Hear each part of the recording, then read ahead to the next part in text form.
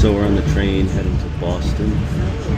We're going to take the Silver Line to Logan, head into Terminal E, and catch our flight to London.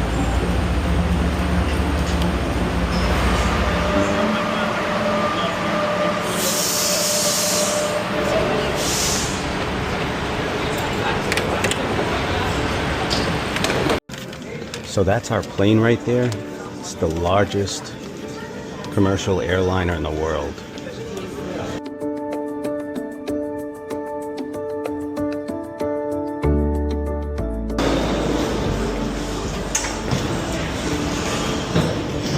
Hello.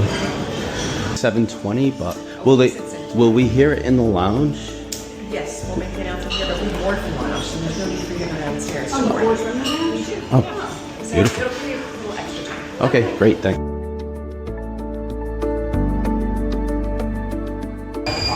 So this is the upper deck of this incredibly big A380.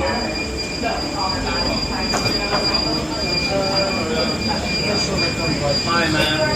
How are you? These times. Cheers. Larger items, including laptops, must be switched off and stowed away. From Boston, we flew overnight to London, then on to Dublin. The route also carried me toward family history. My father's great-grandparents left Ireland for Massachusetts. At 53, I was finally crossing the Atlantic to the country behind my own name. The Fallons, O'Fallonhain and Irish, once held territory near Athlone. Their connection to Milltown Castle in County Roscommon was part of why I came. In Dublin, St. Patrick's Cathedral felt like an opening chapter written in stone. Tradition says Patrick baptized converts at a well nearby. An Anglo-Norman archbishop established the cathedral in 1191, and most of the building dates from the 13th century. It endured war, the English Reformation, and Cromwell's soldiers, who later used the nave to stable horses. Today, it is the national cathedral of the Church of Ireland, an Anglican church, and a place where Ireland's faith, conquest, survival, and memory share the same walls. A few minutes from the cathedral, John Fallon's Capstan Bar felt like fate. A pub has stood here since the 1600s. It took the Fallon name in the 1970s. We raised our first Irish pints. From central Dublin, we took the Dart, about 25 minutes along the bay, to Howth, a fishing village 15 kilometers northeast of the city. The cliff path opened above Ireland's Eye and Dublin Bay. Across the water, Baily Lighthouse marks the bay's northeast entrance. A light has stood there since 1667. The present tower was lit in 1814 and automated in 1996.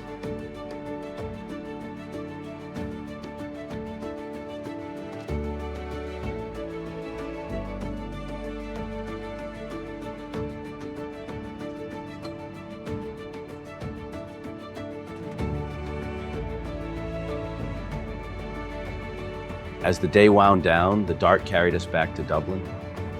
The following morning, we went to Kilmainham Jail.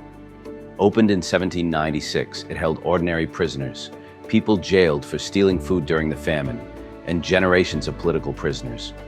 In May 1916, 14 leaders of the Easter Rising were executed here by British firing squads. The severity of those executions shifted public opinion and helped turn a failed rebellion into a decisive chapter in Ireland's struggle for independence. From Kilmainham, we crossed Dublin to St. James's Gate. In 1759, Arthur Guinness signed a 9,000-year lease on a disused 4-acre brewery for £45 a year. He began with ale, then followed the English taste for porter. By 1799, the brewery made porter alone. Inside the storehouse, water became both ingredient and theater. Droplets formed words and images before disappearing into the next pour.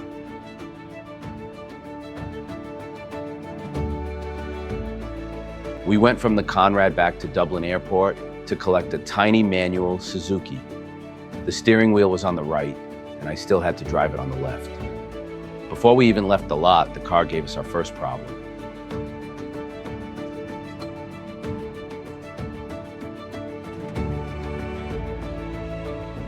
I have never cared for Suzukis, and this one immediately justified the grudge. We tried every obvious latch until the rental agent returned and showed us the trick.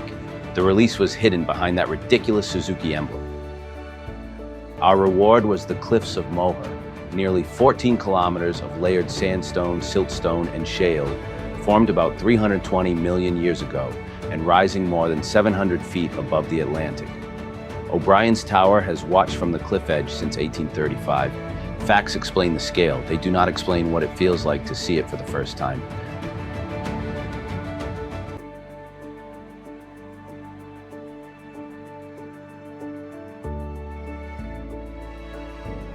To reach Kerry, we crossed the Shannon estuary by ferry.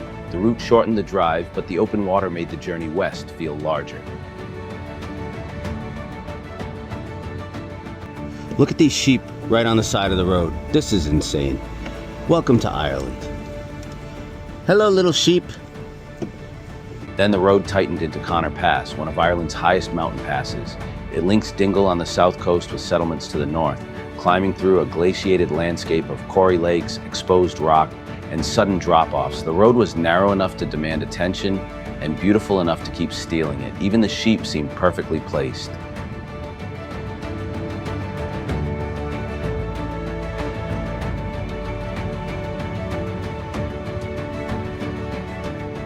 By evening, we reached Dingle, Dain Jan Chuis, a fishing and harbor town of about 2,000 people, at the center of a peninsula of roughly 10,000. For more than 8 centuries, it has lived through trade, war, and the sea. A major medieval port with links to Britain and Europe, sacked during the Desmond Wars and scarred by the Great Famine. Irish is still a living language across the West Kerry Gaeltacht. For us, Dingle became color, food, music, and a temporary home.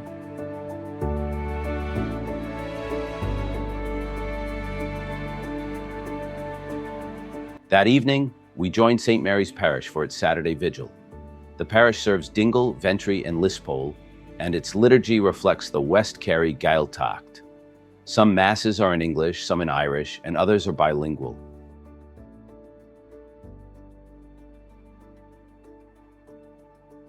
The next day, we followed the 48-kilometer Slea Head drive around the western edge of the Dingle Peninsula.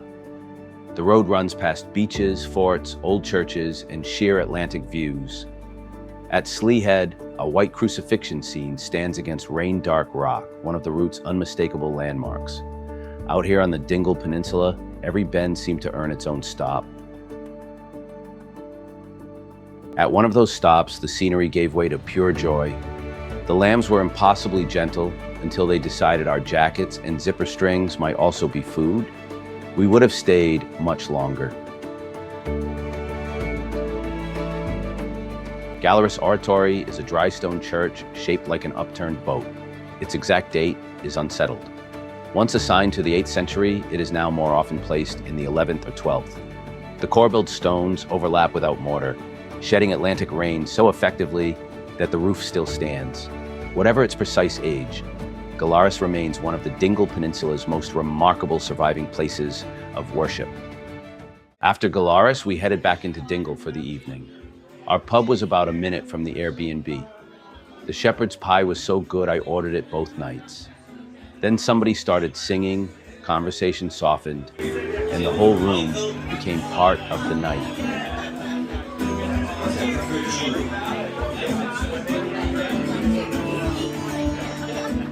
On our final morning in Dingle, we took one last walk through streets that had already begun to feel familiar.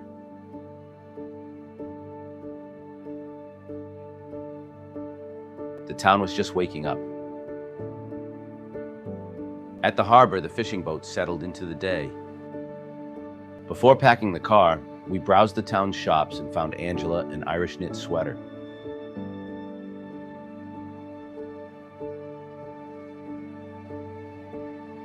On our final morning in Dingle, 2 young street musicians gave the town its own soundtrack.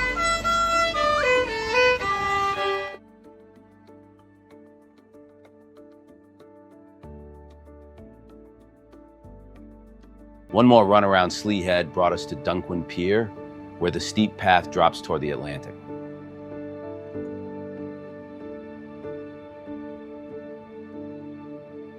From above, the cliffs and sea stacks opened along the coast, with one last clear look back across the peninsula.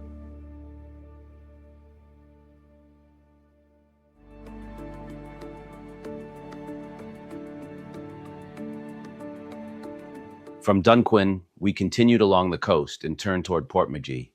The next morning, that small harbor would be our departure point for Skellig Michael.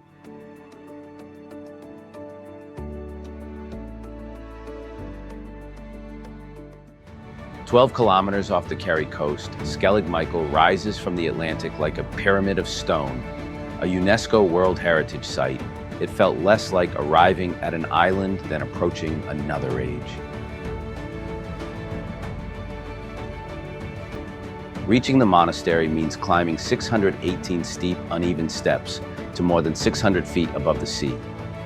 Wet stone, open edges, and no easy rhythm. The climb forces you to measure the island with your own body. With every turn, there is more height and less room for error.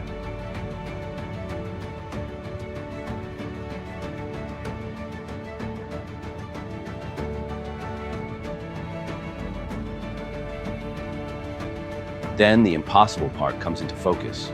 The monks quarried building stone from the island itself, shaped terraces into the slope, and laid cells, oratories, walls, and stairways by hand. Most of the surviving structures were built without mortar.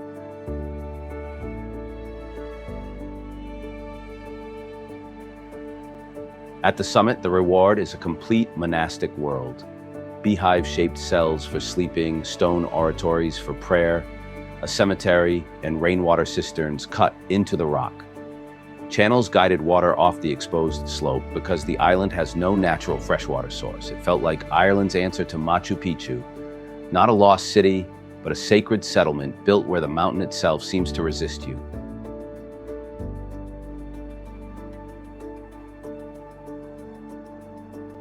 Standing there, with the Atlantic on every side, the isolation becomes the story.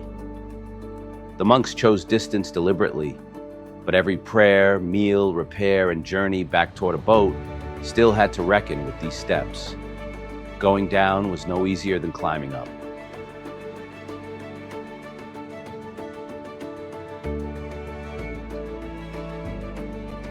Hours later, the boat carried us away from Skellig Michael. From the water, the island scale came back into view. The peak, the exposed stairways, and black walls dropping straight into the Atlantic. We passed Little Skellig next, its pale ledges crowded with gannets. Ireland's largest breeding colony lives on that smaller rock, a noisy white city set apart from the monastic island.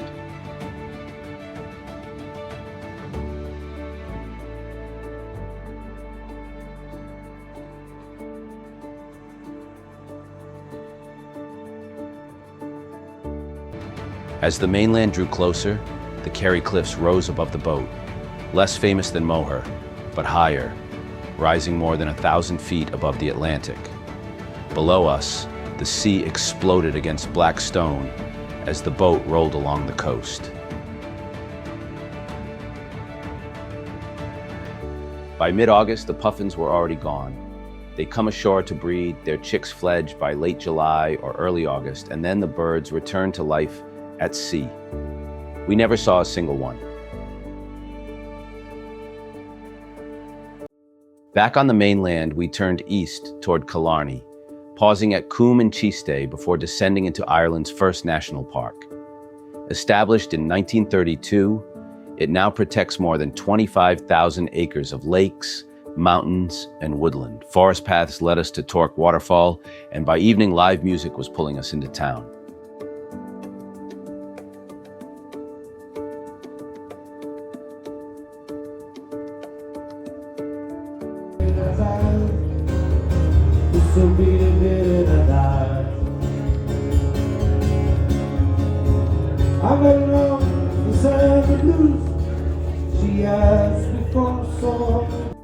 The next morning, a jaunting car carried us through the park to Ross Castle, a 15th century stronghold of the O'Donohues on the edge of Loughlin. Our jarvey supplied much more than transportation. Local history, political opinions, rebel songs, and humor that never worried about being polite. Oh, go on home, British soldiers, go on home. Have you got no bloody homes of your own? For 800 years we fought you without fear, and we will fight you for 800 more. No, don't you stay, British soldiers, don't you stay. Sure, you'll never beat the IRA. Now you can keep your Union Jack, we will take our country back. Go on home, British soldiers, lead us be. Go on, hip, hip, hip. Another one of our national anthems. You're good, yes. You guys are drunk, I sound better. Yep, yep. Yes, that's his night job. Go on, yep, yep, yep. Go on, Maggie, yep. They don't sing those in the pubs, though. People of the world, you can no longer cut them down to make weapons, so they used a different tree, the ash tree, to make weapons. Yeah. And the monks then protected the yew trees by building their little abbeys and churches around them to ensure they'd never be cut down, you know. Yeah. People thought they were nuts. It turns out they were correct.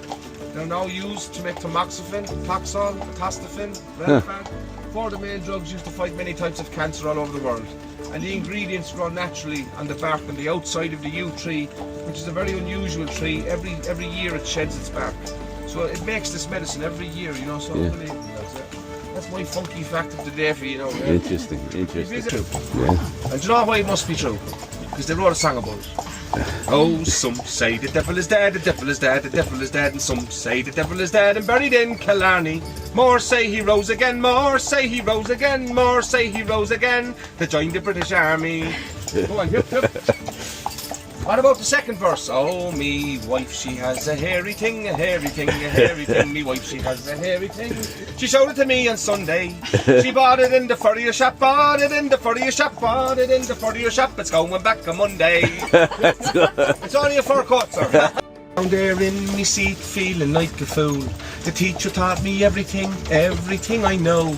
She had a great big lump of a stick, it was bent into a bow. And she going, fuckle ga, fuckle tour, fuckle la, and I not knowing no fuckle at all. She going, fuckle ga, fuckle tour, fuckle la, and I not knowing no fuckle at all. Feckin' me, feckin' too, that's the feckin' truth, says I to you. We going, fuckle ga, fuckle tour, fuckle la, and I not knowing no fuckle at all. It's about a fella who goes to school and he doesn't learn any of the words. He learns, so the teacher's asking him say the word, and I've no word at all, you know what I mean? Oh, it's a gas song. We sing it in the pub sometimes, the people think we're cursing or something. But yeah, it's gas. We call it roguery in Ireland. We like to do a bit of roguery in Ireland. Put people thinking the wrong way, sorry. Yeah. Before the mansion, Muckross carried a much older Irish story. This Franciscan friary was founded in 1448 under Gaelic patronage. Its cloister surrounds a yew thought to be up to 400 years old. English forces sacked the friary under Elizabeth I. Cromwellian troops attacked again in 1652, killed friars, tore away the roof, and forced survivors into exile. The ruins endured, later holding the graves of Gaelic poets and the Irish Republican Army leader, Niles O'Leary. Muckross House came later, completed in 1843 for the landed Herbert family. They spent years and large sums preparing for Queen Victoria's private visit. Special furnishings, servants' uniforms, new paths, viewing platforms, and carefully staged gardens. She stayed only 2 nights because Muckross was one stop on a royal itinerary. The expense may have helped destabilize the estate, which the family lost in 1898.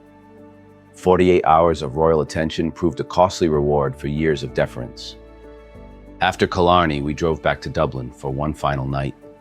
We wanted Temple Bar to be our closing chapter, 1 Guinness each, a little live music, and one last walk through the city before packing for home. I keep my eyes wide open all the time.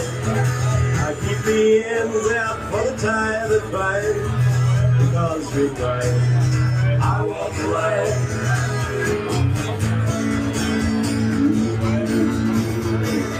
At 5 the next morning, we finished packing, had breakfast at the Conrad, returned the rental car, and headed into Dublin Airport. This time we chose a direct JetBlue flight to Boston. No London connection, no layover, just one straight line home.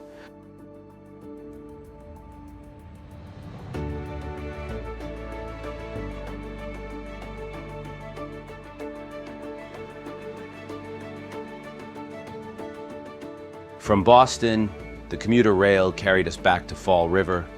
10 days after the first departure, the journey ended beneath the depot sign. Home again, with Ireland still very much with us.